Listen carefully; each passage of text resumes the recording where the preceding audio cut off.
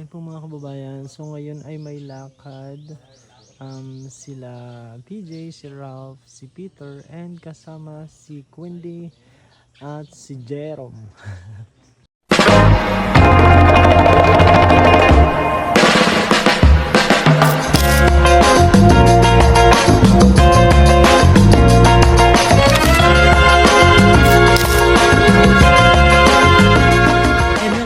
Magandang umaga po sa inyo lahat mga kababayan. Kumusta po kayo? Ngayon ay nandito po ako sa Tambayan, sa PB House. At nais ko lamang nasagutin siguro yung ilang mga tanungan na itinatanong sa atin ng ating mga viewers. Pero as you can see, ngayon po kasi ay may lakad sila.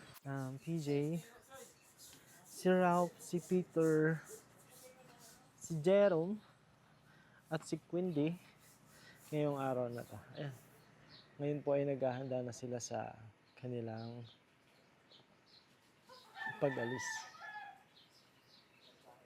Ayan, malalaman nyo po kung ano ang kanilang lakad sa mga susunod na upload ni Pugong Biyahero sa kanyang channel. Pero ngayon po ay samahan nyo muna ako dahil gusto ko ring makita yung ilang bahagi ng PB House Garden habang sinasagot ko yung ilang mga katanungan na itinatanong po sa atin ng ating mga kababayan. Ayan, so unang-unang katanungan na gusto ko pong sagutin ay ang tanong po ng ilan sa ating mga viewers ay hindi ba naapektuhan ang aking trabaho? Dahil matagal-tagal na ako ay nagbablog ng tuloy-tuloy at hindi ako pumapasok ng office. So, gaya po ng aking nabanggit dati, ako po ay naka-leave. Yun po ang tinatawag namin na leave of absence, and that is for 6 months. Ako po ay pinayagan and sobrang thankful ako sa company na pinapasukan ko kasi ako po ay pinayagan nila na mag-leave for 6 months. Yun po ay nagsimula noong March 16 at yan ay matatapos naman sa September 15. Kaya naman po, September 16, ako ay balik na ulit ng office. Yan po ay 6 na buwan na talagang nirequest ko na makapag-bakasyon, makapag-leave ako para nang sa ganun ay makapag-focus ako dun sa charity na ating ginagawa. Initially po kasi talagang naisip ko na prior June, like sometime in May, talagang magiging busy na. Ayan, wait lamang po at may sasabihin yata sa atin si PJ.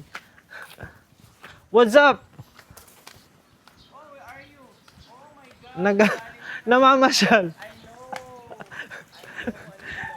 Namamasyal ako sa garden. Oh, ano yun?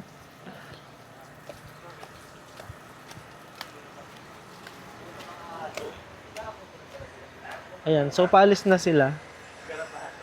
May lakad sila today. Ano yan? Bye, Jason. Bye. You're saying bye lang? Yeah. Okay.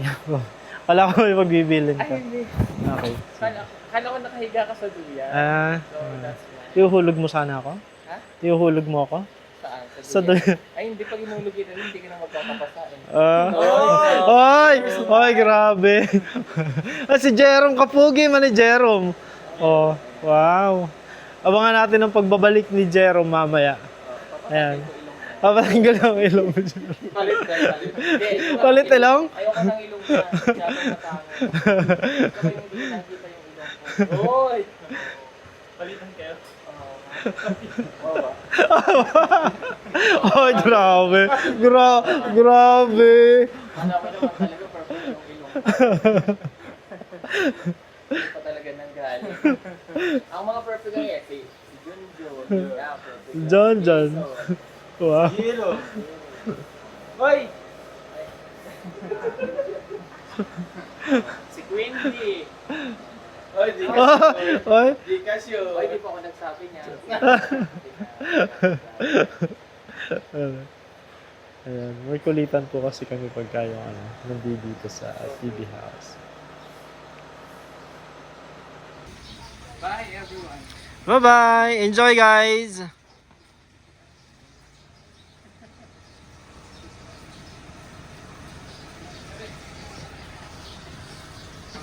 Anong masasabi mo sa forma ni ano? Alam mo ba? Uy! Uy!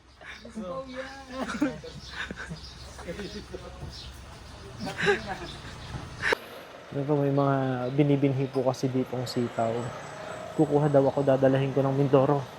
Itatanim ko doon po sa farm. Kasi ang mahal din po ng ano ang mahal din nung binibiling buto sa sa Lazada.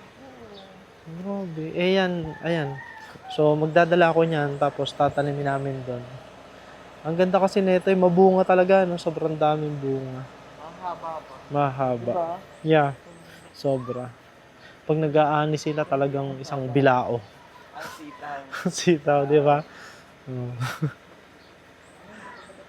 Ayan po mga kababayan, at dahil nga hindi kasama si baby sa lakad ng kanyang mami at daddy na si Jerome at si Quindy, ang mga daddy at mami ay talagang busy sa kanilang mga pagiging magulang. Wow. Yes. Background music pa. Yes.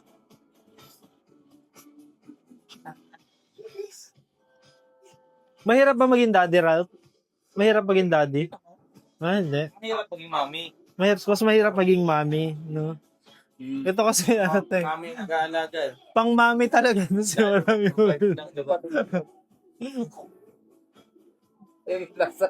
Ang bagong mami ni Pauline. Ayan po mga kababayan, so talagang nag-request po ako sa company ng 6 months na vacation leave or leave of absence para nang sa ganun ay makapag-focus tayo doon sa ating charity na ginagawa. Ang initial na naisip ko po kasi noon is talagang by May or prior June, magiging busy na tayo doon sa pinapagawa natin na tahanan or yung tuluyan ng mga katutubong estudyante. Unfortunately nga po ay may ganoon na nangyari, kaya kumbaga ay na-delay muna yung ating pagpapagawa. Pero rest assured na yan po ay tuloy-tuloy pagbalik ko po ng Mindoro, which is second week of July. Ako po ay nakabalik na ulit ng Mindoro at magagawa na rin natin, of course, dadalawin muna ulit natin yung ating mga scholars, kukumustahin sila doon sa kung kumusta na yung kanilang mga pag-aaral, na kahapon lamang po, linggo, ay naipadala na ulit natin yung kanilang mga allowances. At syempre pa, nakumusta na rin natin yung kanilang pagpasok. Fortunately, okay naman po sila at tuloy-tuloy lang ang kanilang pag-aaral.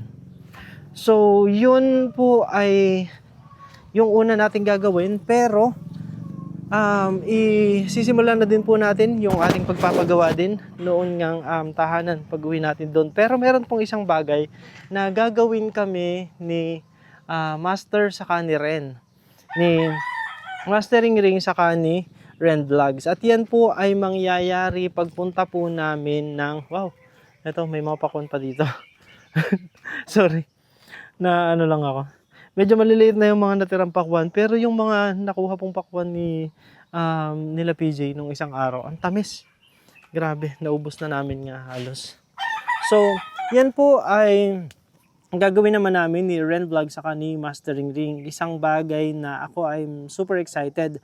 Dahil nung una nga na pumunta sila ng Mindoro, yung kanilang Mindoro Loop, supposedly ay kasama ako doon. Unfortunately nga po nagkaroon lang ng conflict doon sa ibang activities ko.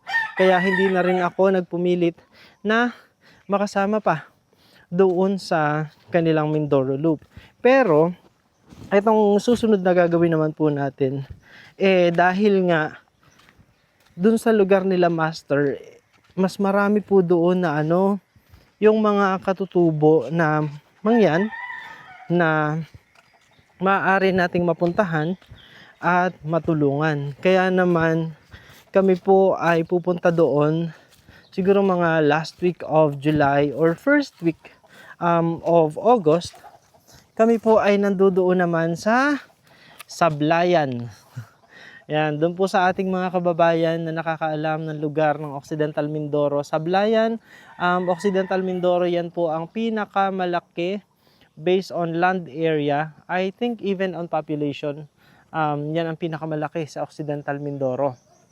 So, kami po ay pupunta ng Sablayan sa third week of July or first week of August para doon magsagawa ng mga charity na gagawin namin. Kaya naman I'm super excited dahil mag-stay din kami doon ng siguro mahaba-habang panahon para makahanap din tayo ng mga tao na deserving na matulungan. Yan po ay dahil meron pa tayong mga sponsors na talagang nag-reach out din sa atin at nagsabi na gusto nilang magkaroon din ng kanilang mga sariling scholars na katutubo at nais makapag-aral, at yung mga sponsors po natin gusto rin na mag-extend ng kanilang tulong. Kaya sobrang excited po ako doon sa gagawin namin sa Occidental Mindoro. And meron po kaming isang charity vlogging style na i-introduce. So, isa pang bagay na kapanapanabik kung paano nga ba namin gagawin ang charity vlogging namin dun sa Sablayan sa Occidental Mindoro. So, yan, abangan po ninyo kung paano, dahil yan po ay kakaiba. It's not the typical, it's not the usual vlogging na ating ginagawa nitong mga nakaraang buwan. Ito po ay may konting twist ng kung paano natin gagawing mas entertaining, mas relatable yung ating vlogging doon. Kaya sobrang excited po ako. And at syempre pa gusto ko rin pong samantalahin ng pagkakataon na magpasalamat dun sa mga tao na patuloy na nagpapadala ng para doon sa ating ipapatayo na tahanan para sa mga estudyanteng katutubo. Dahil hindi sa susunod na pagkakataon po ay isa-isahin ko muli kung magkano yung kanilang mga ipinadala, sino ang mga nagpadala at magkano na nga ba ang total ng sponsorship na ating na-receive para naman doon sa tahanan. Yan po ay para maging transparent din sa lahat, sa kung saan napupunta at kung magkano na yung ating natatanggap para doon sa charity na sobrang thankful tayo dahil ang dami-dami talagang gustong tumulong. Kaya maraming salamat po sa inyong lahat.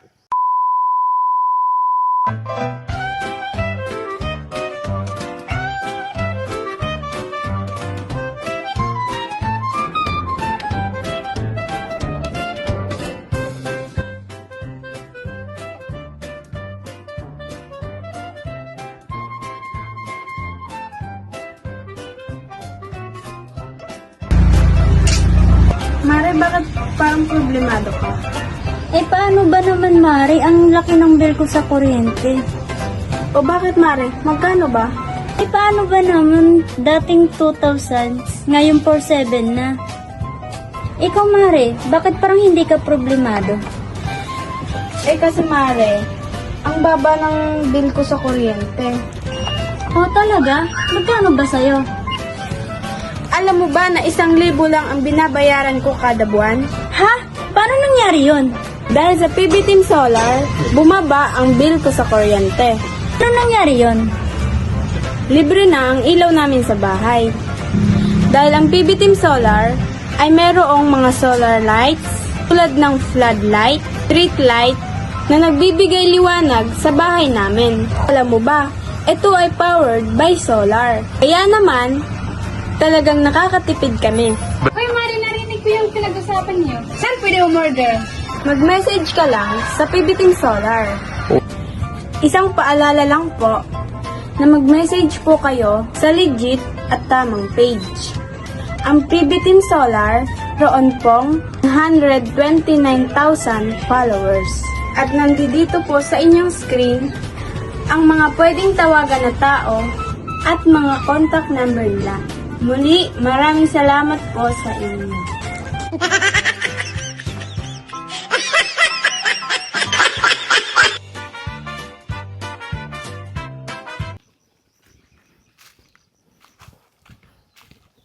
Sobrang nakakatuwa po talaga dito sa farm ni PJ kasi makikita mo kung gaano na rin kalalaki yung mga durian na itinanim dati. Grabe, ayan ano na sila, malulusog na sila, malalaki na. Tapos meron po kasi ditong sabi kasi ni PJ sa akin, magdala ako ng similya ng dragon fruit. Nasaan na nga ba yung dragon fruit dito? Kasi I think lumalaki na din po yung dragon fruit. Ito naman, yung mga mais, talagang sobrang lalaki na nila. Ayan. Kagabi nagluto si kahapon nagluto si Madam Yula ng cheesy turon, pero ang gamit po ay hindi saging, kundi kamote. Napakasarap. Hanggang kanina ginawa ko pang dessert. Ito. So, ito po yung hinahanap ko. Yung dragon fruit. Sobrang laki na pala. Buhay na po pala to. Ayan. Kaya sabi ni PJ, magdala daw ako ng yung pwede kong itanim sa farm. Kasi nga, ano po pala to? Pang mainit ba? Pang mainit na lugar, pang mainit na klima. Eh di ba mainit po doon sa farm, kaya I think pwede nga. Pwede tayo magdala nito. Ayan. Ganon din yung kanina, yung mga binhi na sitaw. Pero grabe talaga po, oh. Just imagine, yung mga gulay nasa sa bakuran mo lang, oh. Yan, oh. Pag may mga dumadating ka na bisita, talagang doon mo lang kukunin yung mga pangsahog sa lutuin mo na sa bakuran mo. And yung wing bean, yung sigarilyas po na tinanim ni JR, niluto niya yun ng niluto niya po yun ng parang Bicol Express. Sobrang sarap din yung pagkakaluto niya po. Ayun, sobrang dami. Talong. Itong talong wala pa pong mga bunga. Parang siguro bago pa lamang to. Ayan, yung mga talong. Anong kulay kaya to? Violet or green? Sobrang talaga, sarap talaga dito lang, kahit mag-ikot-ikot ka nga lang po dito sa farm. Ang dami mo talagang yun yung mga kamatis. Ito. Kanina maaga, nagisnan ko po si Pugong na namitas siya ng kamatis. Tapos niluto niya ng yung kamatis na may itlog. Ayan, sobrang dami na po kasi ng bunga. Though, hindi pa siya ganun mga kahinog. Pero kanina, napamitas na po kasi yung mga hinog na. Yung pwede na talaga. Ayan. Grabe. Ayan, Nakaka-amaze. Looking forward din po ako na magkaroon ng mga gulayan. Kasi, ngayon ngang tag-ulan, tandaan nyo po yung nagtanim sa akin nagtanim ng mga gulay na hindi naman naging successful. Sabi niya ay magtatanim siya ulit. And titingnan po natin kung magiging mas mabunga na siya. Ngayon, tapos even yan, talbos ng kamote. Tapos ayun, talong din po yun. Yung mga puno na yan. Pero wala pa din siyang gaanong bunga. Puntahan niya po natin. Kasi may nakita akong mga sili. Sili ang isang tanim na gustong gusto ko dahil mahilig din po ako sa sili. Kasi gusto ko yung medyo may maanghang na mga putahe sa pagluluto. Ito, ang dami po nilang sili. Hindi ko alam kung nakita nyo na ito before. Pero, yan, hitik sa bunga. Grabe. Ayan, diba? Siyempre paang malunggay na palaging gamit-gamit dito.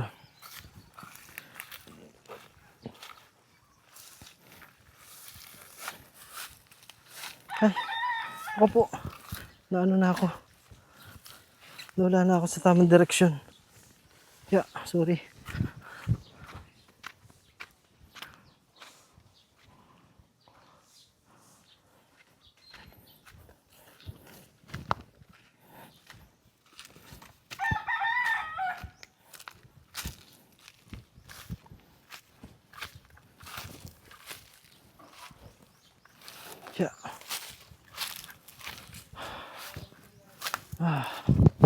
Mainit na din.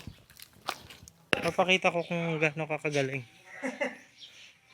Ayan po mga kababayan. So ito yung sinasabi kanina ni PJ na para ma-shape, para ma-shape po ang halaman na ito kasi kailangan niya ng ganyan, yung bakal. Para siyang ginagapangan, tapos siya yung magfo-form nung kung ano yung shape na dapat niyang sundin na itong halaman na to.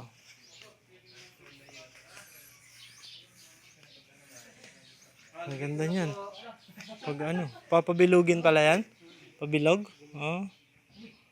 Galing. So yan po yan. Ayan, malalaman niyo po kung ano ang lakad nila today sa mga susunod na video ni Pugong sa kanyang channel. Ngayon po ay Monday.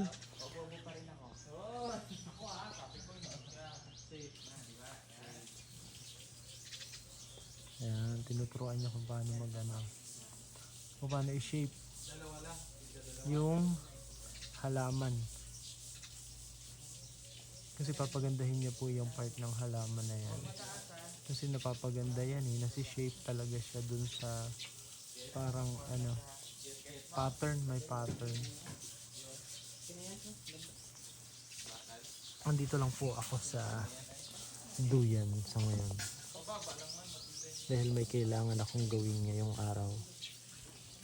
Ayun po mga kababayan, so yan muna po ang ating update mula dito sa PB House at syempre pa doon sa mga katanungan na ating sinagot ngayong araw. Maraming salamat po mga kababayan sa inyong walang sawang pagsuporta, sa inyong palaging panonood without skipping ads, pagla-like, pagka-comment, pag-share at sa palaging pagtangkilik sa aming mga uploads sa amin sa lahat po ng miyembro ng PB team. Kaya naman maraming salamat po. At kung nasa saang panig man po kayo ng mundo, magandang umaga, magandang tanghali, magandang gabi, magandang araw po sa inyong lahat. At ang lagi namin prayers, tayo po lahat ay blessed ni Lord. God bless us all. Thank you everyone and may you have a good rest of your Monday. Thank you and bye-bye.